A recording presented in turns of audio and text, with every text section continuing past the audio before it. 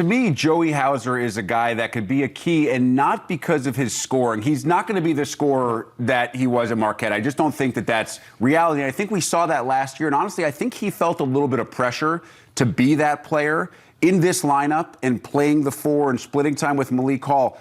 I think between those two guys, Hall is going to be the more capable scorer. And I think that Tom Izzo will tell you that Hauser is the guy that needs to make all the right decisions and all the little plays that maybe don't show up on the stat sheet. Well, Coach talked about grading everything out. And Joey's always at the top of everything that they grade out, which is why he plays so many minutes. Like, it's the little things. And that's what, as a coach, you evaluate. You grade out everything possible, from blocking out to the way you hedge to the way you sprint to the corners. I mean, the list goes on and on as far as what they're grading. He grades out the top every single time. So that's why he plays. There's value in that. Now, I used it, the Minnesota game he played. Hit 2 trail threes. And I said, Joey Hauser needs to hunt the right shot. When you're not sure where your shots are coming from, your percentages drop. But when you know where your shots are coming from, your percentages are going to raise up. And I think that's when I look at Joey Hauser, he's got to be a trail 3 guy. If a guy closes out extremely hard at him, a shot fake right into a drive to attack. Read that help defense. If you want to make the extra pass, fantastic. If you've got the little 12-foot pull-up, hit that shot. But read the defense. Sometimes I think Joey plays so fast at times that he tries to force it. In this game of basketball, when you try to force anything, that's when turnovers happen. That's when you play too fast and bad things happen to this team. And I think overall, but that's for all of them, right? That's for this whole team. And I think I was really impressed with Tyson Walker last night. I think his evolution has gotten better, understanding, okay, now I'm playing Big Ten basketball. It's a little bit different from Again, not the scorer that he was at Northeastern. But I do want to bring up one counter to your point. And I understand you believe the point guard by committee can work right now with Walker, with Hoggard. Max Christie can get over there and do it when they need to give those guys a break as well. But to me, I do get a little concerned if you're playing point guard by committee when you get into March. Because when you get into the tournament, the one common thread that you see with 99% of teams that make the Final Four is they have not just good, but they have outstanding point guard play. And sometimes it becomes difficult to do that if you're not into a rhythm, because points, they want to play 30, 32 minutes a game. In this lineup, that's probably not reality for either of those guys. No, and I think you'll see Tyson Walker get more minutes. Okay. I think when you look at this, his minutes will continue to increase. I think that's the way this goes. But A.J. Hoggard, he's going to give you speed. He's going to be able to attack the basket. I think those are the things, when I look at it, just overall, Walker's minutes continue to increase. But it's that yin and yang a little bit that this point guard position can give this Michigan State group. And I think that's why they can have success kind of doing that, though, Rick. We saw Marcus Bingham last night. He's a huge height advantage against Oakland. Now, when you get into Big Ten play, obviously things change a lot because you don't have the height advantage. And as thin as he is, you certainly don't have the ability to body up guys like Kofi and the other bigs down low. So can Michigan State have success playing through the 5, or do they play 1 through 4 and then take what Bingham gives them at that position? Yeah, I think they play 1 through 4 and they take what Bingham can give them. And I think, but when you look at it, rim run, extra opportunities from offensive rebounds, all of those are what he can give you. Now, on the defensive end, he's going to have to be very, very physical. He's going to have to use his length. I think that's going to be extremely crucial for the success in the defensive end. Michigan State on the defensive end has been really, really good. Really good. And it's because Bingham has been able to be the center. So anytime the guards are in there defending guys, let's say there is a blow-by. Hasn't happened a whole lot, but if there is that blow-by, Bingham's there to clean it up. Now you're building trust. Offensively, Bingham isn't a guy that you're going to throw it down to the block and say, go get me a basket. That's just not what it is. But you can put him in a pick and roll. Now you have a lob opportunity on the roll. You're putting pressure on the rim that way. So you can still use a 5 and not give it to him on the block and still create pressure at the rim. I will be interested to see how many opposing teams in the Big Ten try to get him in early foul trouble. Guys like E.J. Liddell maybe drawing him out. Kofi Cockburn absolutely trying to bury him inside the post. Should be interesting because that is a question mark, I think, for Michigan State as you go through the Big Ten season. Now, there's no questioning Iowa offensively. They do have, though, a similar question in terms of the size down low and who does exactly play the 5. No issues on Tuesday against Southeastern Louisiana. Patrick McCaffrey starting to become a more capable offensive player. Keegan Murray had a slow first half, but then kind of exploded in the second. And we know they can shoot the three with guys like Jordan Bohannon, Peyton Sanford. We'll catch up with Keegan in a little bit more to talk about their kind of offensive ability and what the ceiling of this team is offensively. And listen, you're not going to grade a lot based on Southeastern Louisiana. It's a team that was completely overmatched.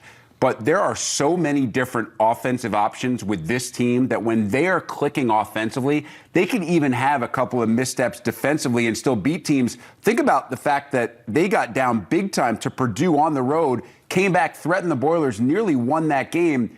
I know they're not ranked. I know they had a tough start to Big Ten play because of who they played in Purdue and Illinois. But to me, if I'm an opposing coach inside the Big Ten, this is not a team I want to face when they are offensively in rhythm, especially at Carver Hawkeye. Yeah, I really think it's a top 20 team in the country. Now, the record doesn't show it right now, but I think they're top 20 because offensively, you've got a lot of guys that are contributing. Now, the big question is, can Keegan Murray continue to do what he has done so far to I'm this going to tell you season? right now the answer is yes. Exactly. Right. I'm right there with you on it. I think the answer to that is yes. Now, what do you get from Chris? What do you get from the McCaffrey brothers? Like, that's the question is, who else is going to be able to step in and night out? They're all in new roles. So far, what we've seen is they have had guys step up. Now, I think the biggest thing that I liked about this team is, man, they play hard. They fight. Now, the biggest question mark, though, is can they rebound the basketball? And I think that's the biggest thing that I've got. They haven't had to rebound the basketball at a high level the last couple of years because they've had the National Player of the Year doing it all for them. So those guards, it's not a habit for them to come down and rebound as a group. They've got to do that. If they do that, they are a top 20 team in the country. Because offensively, like you said, Rick, they are so good. I mean, they get out, they space the floor, they shoot the ball well from three, they're getting easy baskets. And I think that's the thing when you're playing with new guys with new roles. How do you make them comfortable? You make them comfortable by getting some easy baskets. And they've done this. And Iowa's offense allows a lot of these guys to get easy baskets early on in games, and then their confidence continues to expand, and they have great success. And I'm not taking anything away from the role players because I think Patrick McCaffrey can be a really good player. Obviously, we know J-Bo and Sanford can really shoot the ball. They've had nice games from Tony Perkins, had a great start to December, has slowed down a little bit since then. But at the end of the day, this team is probably going to succeed or fail based on how Keegan Murray plays. He struggled against Iowa State. Iowa struggled offensively. Here's a young man who was not the second option last year. He was the third option at best behind Garza and Wieskamp. And Brian, I give him a ton of credit, and I will chat with him about this coming up a little bit later in the show. His ability to change the mental approach from last year to this year. Last year to be not an accessory, but to be the third guy at best. And this year to know that on each and every possession, you are the focal point for your team, and every opposing defense knows that from the jump. When everybody gets a scouting report on Iowa, who's the number one guy? That's the first page. It's the entire first page. He can shoot it. He can drive. He's an athlete. You got to make sure you try to get him uncovered. All the things that they put in scouting reports on how to stop him. They have done that so far, and nobody has been able to stop him yet. He's so versatile in what he can do. And that's, I think, why he's so good. And you talk about the mental approach. It's different, right? He changed roles. We talk about how the bench players' roles has changed. His role has changed. Huge change in roles. And being able to adjust to that, being able to handle that and realize I'm the guy every single night. You know, they lose to Purdue, he doesn't play. Right, like if he plays, I think it's a little bit. I think it's different, and I love the energy. I love the effort that as a team they play with. But I can't talk highly enough about Keegan and what he's been able to do because that change. And there's two guys in the league that have done it. It's been Keegan Murray, Johnny Davis. Right, like those two guys, the jumps that they have taken. I don't think anybody. I didn't expect it. I'll be honest. I didn't expect it from Johnny Davis either. And I think a lot of credit goes to Fran McCaffrey and this coaching staff. You start to think about the development of players within that program. No one would have ever envisioned that Luka Garza was going to be a National Player of the Year, a two-time Big Ten Player of the Year, two-time All-American. Even before that, the development of Jared Utoff, the development of Aaron White into being remarkably dangerous players, and now Keegan Murray. This is not happening by coincidence. This is a coaching staff that understands you have to develop players not just for their current year and their current role, but for what the future may hold as well. And Fran McCaffrey and this staff, have absolutely done that. Isn't that what the Big Ten's all about? It is. Too, right? It's about development. So Iowa, they've got a couple of things that allow guys to develop. Their style of play.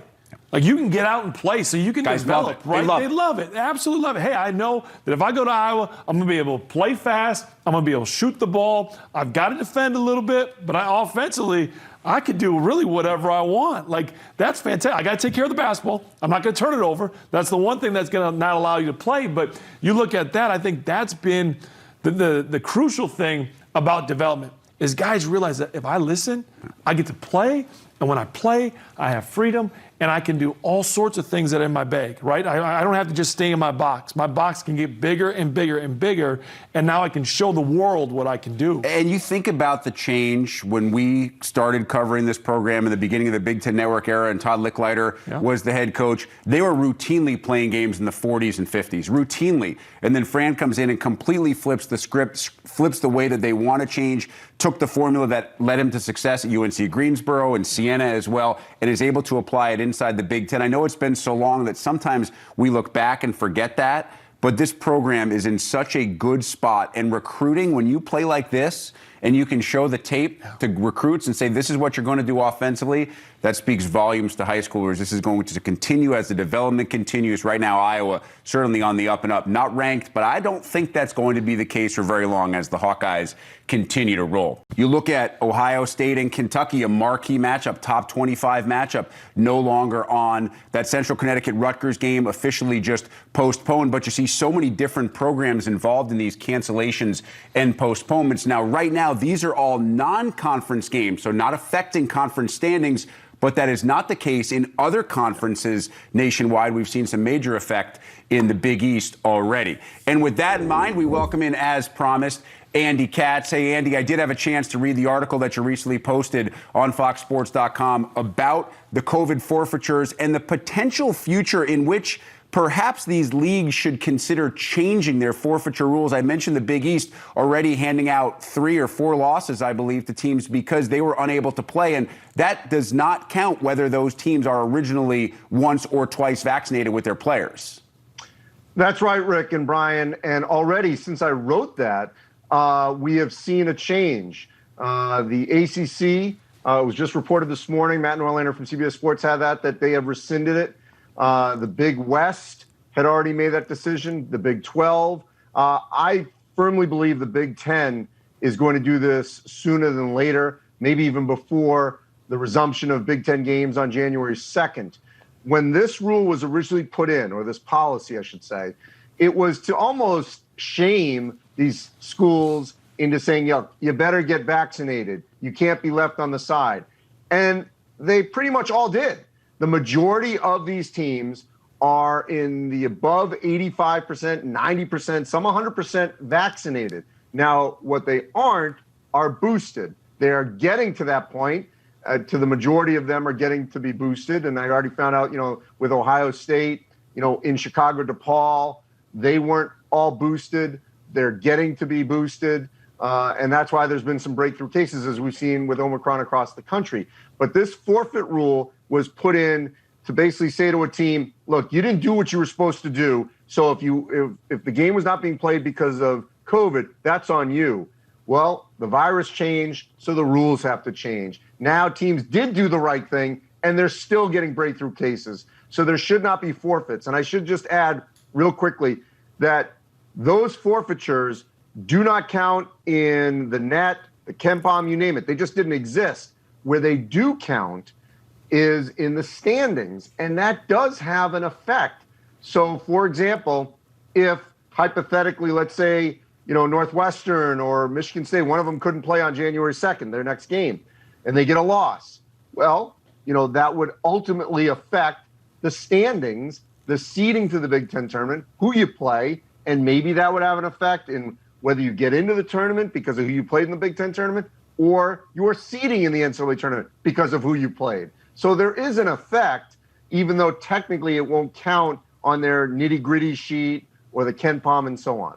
So, Andy, let me just clarify these conferences that have gone ahead and rescinded the rule, that have already handed out losses to some games that were supposed to be played within conference, and DePaul's, the Georgetowns of the world that had to take a loss because they weren't able to play. Well, the Big East hasn't done it yet. So, but any other league that has done it, and let's say the Big East does decide to do it, would they try to reschedule those games, or would the plan just be that those games simply never happened and some teams are going to play fewer conference games than others? Again, I know this is kind of conjecture for you at this point because we don't have official words, but what makes the most sense if those decisions in these leagues are rescinded or reversed, because some of those leagues have already implemented those rules so far this season? I'll tell you, I think we're going to see a number of these leagues try to reschedule. And I think we're going to see some gamesmanship. No question about it. We saw this last year in our league that we cover in the Big Ten. Yes, we did. Where, Michigan didn't play all of its games. And that was a bit of an issue, obviously, within the Big Ten. Nebraska did. They jammed all those games, late in the season, Nebraska did. So I think you're going to see some schools in these leagues, like at DePaul, for example, which, potentially could be a tournament team, which is remarkable for them from where they've been. They're going to want to reschedule a Creighton, a Seton Hall. They're going to want those games. Maybe a Seton Hall doesn't if Seton Hall is in position to win the Big East. So that'll be interesting to see how these different schools handle it, how do the commissioners handle it. But I think once we get to a point where they are rescinded officially and it's now 0-0 for those teams, I think you're going to see an attempt to match schedules and replay those games. I mean, the Pac-12 is a good example. They were able to find a common date between Arizona and Washington to reschedule that game. This happened in early December. Washington was one of the first schools that had a COVID issue. And UCLA, Washington didn't have a common date. Well, now UCLA's on pause. And so now the tide has changed. Washington's back, UCLA's not. I wonder if UCLA will say, wait a minute, now we need some games. Hey, Washington, let's try to make this work out. So, I mean, it could happen where these schools really do try to reschedule these games. Andy, how much does the value of going through this last year help in kind of the planning and of scheduling? Because we've been through this now once. This isn't the first year of doing this. So it sounds like games probably might be canceled and then now scheduling. But both the league's gone through this and the teams have gone through this. How much easier does this make this for the league and teams? Well, I think it's a great point. And we just saw this last night, and we're going to see it tomorrow night in the Big Ten. But last night was a great example of this. Colorado State was supposed to play Alabama in Birmingham. Colorado State's on pause. So who picked up the mantle? Davidson. And what did they do? They went down and they beat Alabama. So credit to Alabama for scheduling Davidson, and a huge credit for Bob McKillop saying, you know what, I'm taking that game. And that game may get Davidson in the NCAA tournament. Tomorrow night, Wisconsin, they lost Morgan State. Obviously, that's a game that's not really going to help them. What did Wisconsin do? They picked up George Mason. George Mason has already won in a Big Ten arena at Maryland. That's a good game for Wisconsin in terms of power ratings, help them prepare for the Big Ten. You could argue it's a gamble. George Mason's pretty good. You could lose that game. But you know what? Credit Wisconsin and Greg Gard to say, we want a harder game right into the Big Ten. And they just picked it up on the fly. And so, and Kentucky, great example for them. They lose Louisville. They pick up Western Kentucky for two reasons. One, it's a good opponent. They just beat Louisville. And two, they're making that game about tornado relief in the Kentucky area, that game being played tonight. So I think coaches, because of last season of scheduling on the fly, are being adaptive to this, and they're making smart decisions. One of them just happened actually this morning, where Brown is now going to play Syracuse next week after Syracuse lost a couple of games. Brown, a team that almost went in and beat North Carolina. So that's a good game for Syracuse to pick up on the fly. So I think coaches are now willing to challenge themselves a little bit more when they're picking up on the fly like this in scheduling. Yeah, I love Andy says it's a good decision for Wisconsin to schedule a George Mason. I think Greg Gard agrees, as long as the Badgers take care of business on Thursday night and they wake up on Friday morning with a win. Always great to catch up with Andy Katz. He's joining us from St. Louis. Of course, you got the bragging rights game, Illinois and Missouri. Andy, enjoy, and we'll see you back here in studio when you come back to Chicago. All right, thanks, guys. All right, time for a quick break. We discussed Iowa at the top of the show. When we come back, we get to talk with the nation's leading scorer, Hawkeye superstar Keegan Murray, on the show after the break. Keegan Murray of Iowa, not just the only player inside the Big Ten averaging more than 23 points per game. He's nearly 2 points per game higher than the second leading scorer inside the Big Ten, Kofi Cockburn. And the Big Ten Player of the Week in Murray is actually the nation's leading scorer as we get set to move into the calendar year 2022.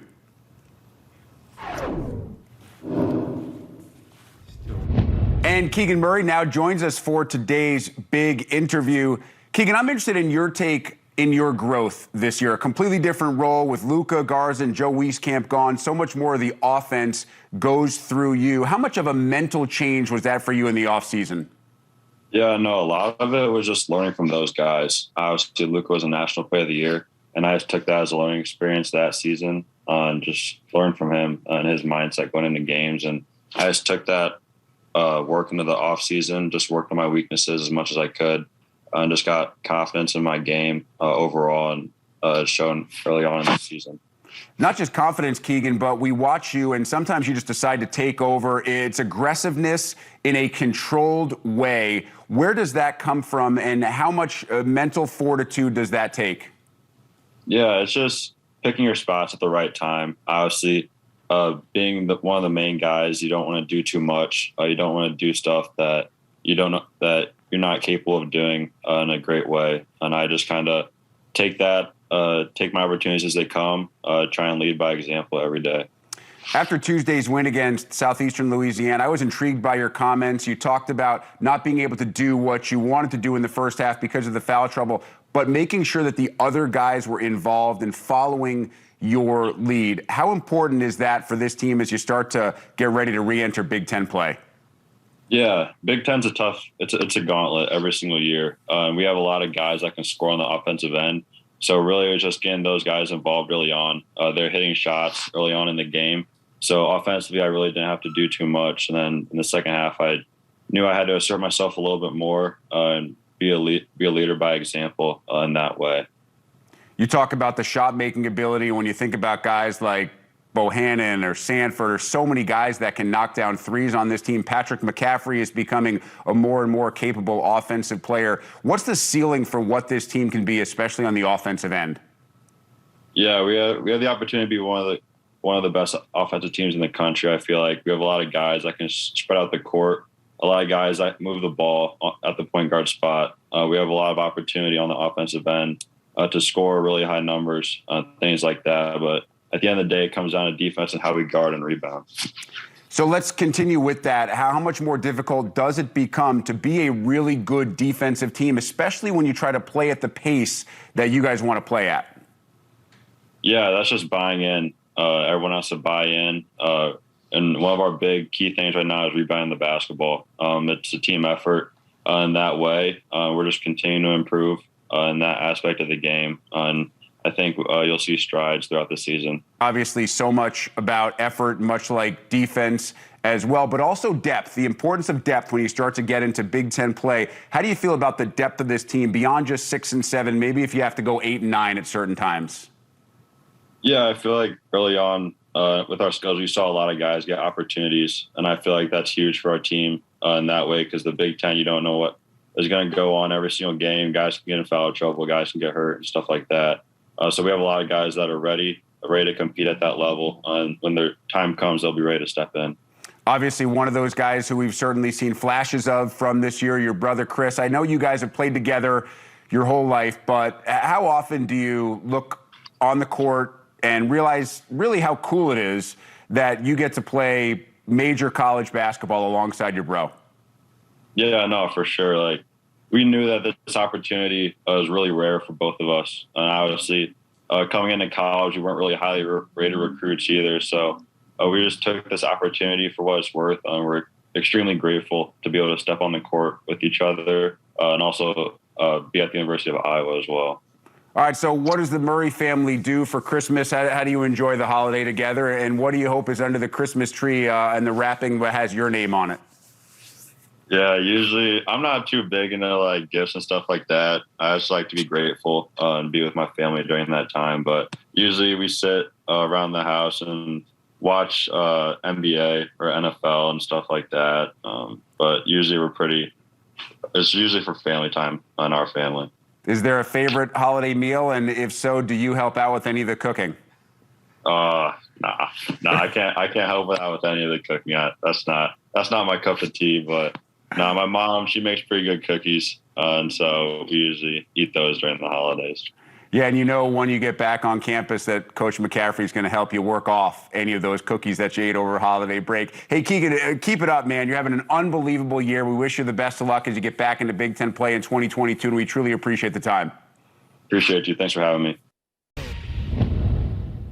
Couple of Big Ten games in the books for all 14 teams, and lo and behold, look at who is atop the Big Ten standings. Michigan State, Ohio State, and Illinois all 2-0 in league play. Northwestern at 1-0. The Wildcats and Maryland each still with a Big Ten game in hand against the rest of the league. But the Spartans at 10-2 overall. And remember those 2 losses to Baylor, now number 1 in the country, and Kansas, now number 7 in the country. So fair to say, Michigan State has yet to play a bad game so far this season. Tom Izzo, the man at the helm, his Spartans enjoying a 10-2 start to the 2021-2022 season. Always great to catch up with Michigan State head coach Tom Izzo. Tom, I feel like it's been, if not months, years since I've been able to chat with you. So first and foremost, great to see you. Merry Christmas to you and your family. Well, same to you, Rick. It has been some time, and mostly because of what we all went through last year. But hopefully, I was thinking we were getting to the end of it, but now it's reared its ugly head again. So let's make sure we all take care of ourselves. Well said. Fingers crossed that, especially once we get into conference play, these cancellations are done with. Tom, when we look at your team to start the year, it's very uncommon to see this team unranked, and yet now all the way up to number 11. You're only 2 losses to 2 teams now ranked number 1 and number 7 in the country. So I think the nation believes your team is better than they expected. How much of what you've seen this year is a surprise to you? Well, if I was to be honest, Rick, a little bit is. There were a lot of unknowns, the point guard situation. Last year we knew that was a struggle, and I think we've solved some of that. A.J. Hogert came back 20-some pounds lighter and a lot better player, and, we're really making some progress there, and Tyson Walker has been a great addition. He just kind of fits in perfectly, good defensive player. Our break has been really good, but we've got improvements from other players. And, Marcus Bingham has been a guy.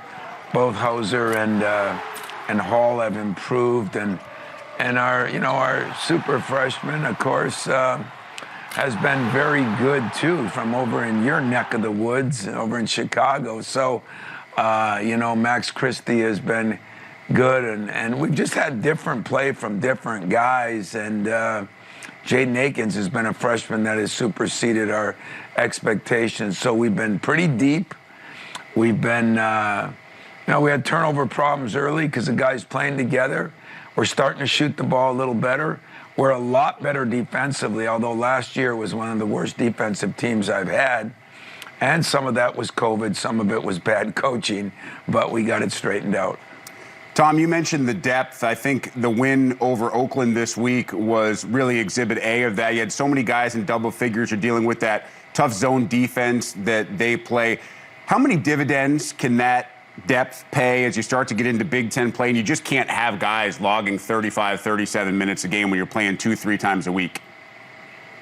Well, especially with all the things going on right now, if there's an injury or an illness here or there, depth is going to become important. I've found a way over the last few years to really build on my depth. And I think, Julius Marble, Madi Sissoko, those guys, we're going to need them because of the big guys in this league. And so I think heading into, High Point on the 29th and then Big Ten play starts right up. I think it's going to be very important to have the depth. We're almost too deep at every position, not the exact same kind of player, but at least somebody we can play with, give some people rest, and keep your chemistry and camaraderie within your own team pretty good.